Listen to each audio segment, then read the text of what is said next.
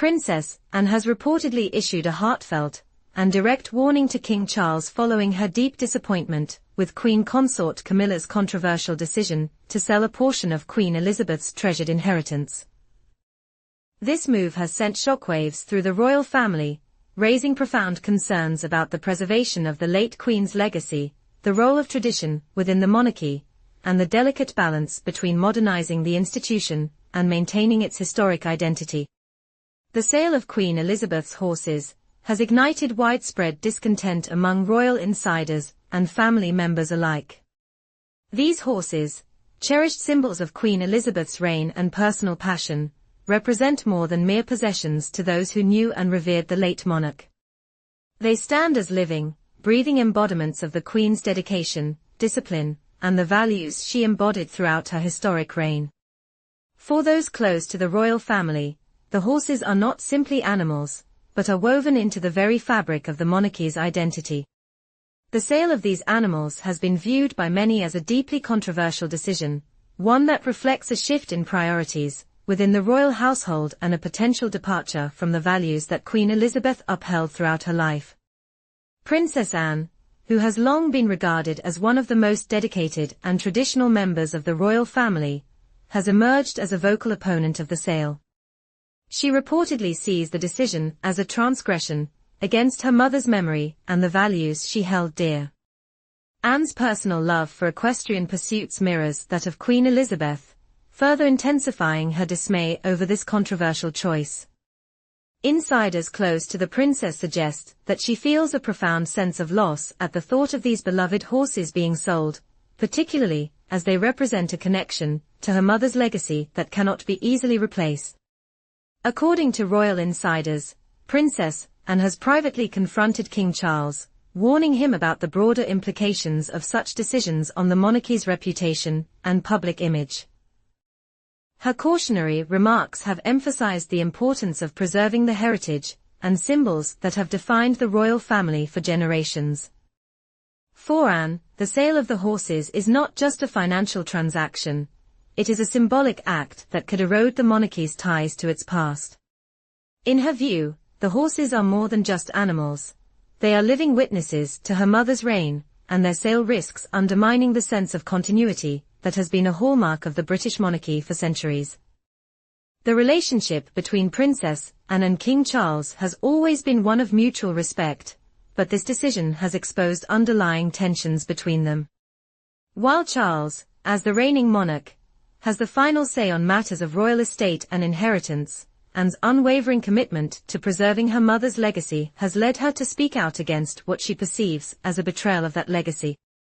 The contrast between their views highlights the broader generational divide within the royal family, as the younger members of the household, including Camilla and Charles, seek to modernize the monarchy and make it more financially sustainable, while the older generation, represented by Anne and others, clings to the traditional values that have defined the institution for centuries.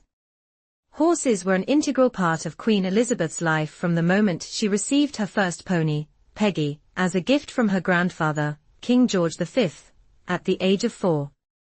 From that moment on, the Queen developed a deep and abiding passion for equestrianism, one that would remain with her throughout her life.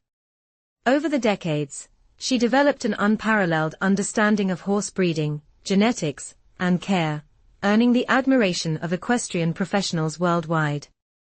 Her love for horses was not just a hobby, it was a lifelong commitment that was deeply intertwined with her identity as monarch. The Queen's horses were not merely companions. They were also vital participants in royal ceremonies, adding grandeur to state events such as Trooping the Colour and the opening of Parliament. The sight of the Queen riding her horses during these events became an iconic symbol of her reign, reinforcing her connection to the British public and the traditions that she upheld. For many, the horses were an essential part of the royal family's image, representing both continuity and stability in an ever-changing world.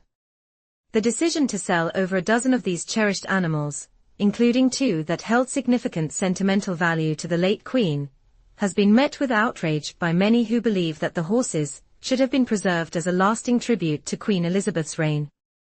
Some palace insiders have even described the sale as a short-sighted cash grab, with critics accusing Camilla of prioritizing financial considerations over the sentimental and symbolic value of the horses.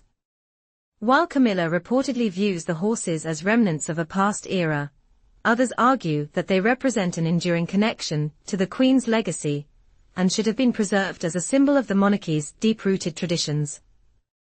The timing of the sale has only added to the controversy.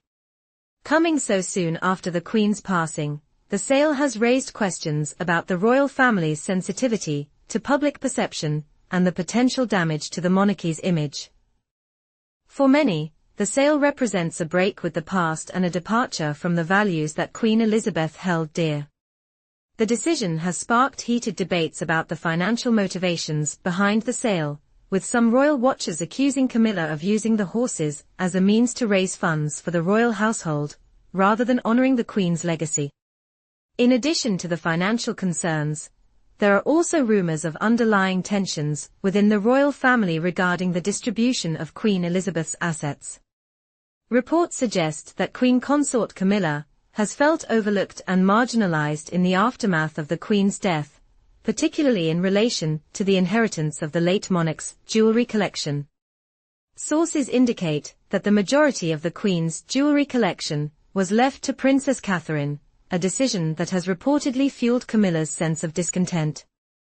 Camilla is said to have privately expressed frustration over what she perceives as a lack of recognition for her contributions to the royal family. These feelings of exclusion may have influenced her view of the horses as burdens rather than valuable symbols of legacy. King Charles's support for Camilla's decision has further strained familial relationships. While Charles shares his mother's appreciation for horses, his endorsement of the sale suggests a willingness to prioritize financial and logistical considerations over tradition. Camilla reportedly persuaded Charles by highlighting the costs and challenges associated with maintaining the horses, framing the sale as a practical necessity. In this view, the horses are seen as a financial liability rather than an asset, and the sale is viewed as a means of relieving the royal household of the burden of their upkeep. However, Princess Anne and others close to the late Queen view this rationale as short-sighted. They argue that the symbolic value of the horses far outweighs their monetary cost, and that their sale represents a missed opportunity to honor the Queen's enduring legacy. For Anne, the horses are not just a financial asset, they are a living testament to her mother's dedication to tradition and the monarchy. The sale of these animals, she believes, is a decision that will resonate far beyond the royal household, sending a message to the public about the monarchy's shifting priorities. As the royal family moves forward, the debate over the sale of Queen Elizabeth's horses is likely to continue to spark discussions about the future of the monarchy and the role of tradition in shaping its public image. With Princess Anne's continued advocacy for preserving the Queen's legacy and the ongoing influence of King Charles and Queen Consort Camilla, it is clear that the royal family will face many more difficult decisions in the years ahead. However, one thing remains certain: the memory of Queen Elizabeth and her beloved horses will continue to inspire both admiration and debate for generations to come. In the years to come, the legacy of Queen Elizabeth will undoubtedly continue to shape the direction of the monarchy. The decisions made in the wake of her passing will have far-reaching consequences for the future of the royal family, as they grapple with the delicate balance between honoring the past and embracing the future. Whether or not the sale of the Queen's horses is ultimately seen as a necessary step in the modernization of the monarchy, it is clear that it will remain a point of contention within the royal family for years to come. For Princess Anne, the preservation of her mother's legacy remains a matter of deep personal importance. As the Queen's daughter, Anne has long been a champion of the traditions that have defined the monarchy, and her outspoken opposition to the sale of the horses reflects her commitment to upholding those values. In the end, the decision to sell these beloved animals may prove to be a defining moment in the royal family's history, a moment that highlights the ongoing struggle between tradition and modernity within the monarchy, and the enduring power of legacy in shaping the future of the British royal family.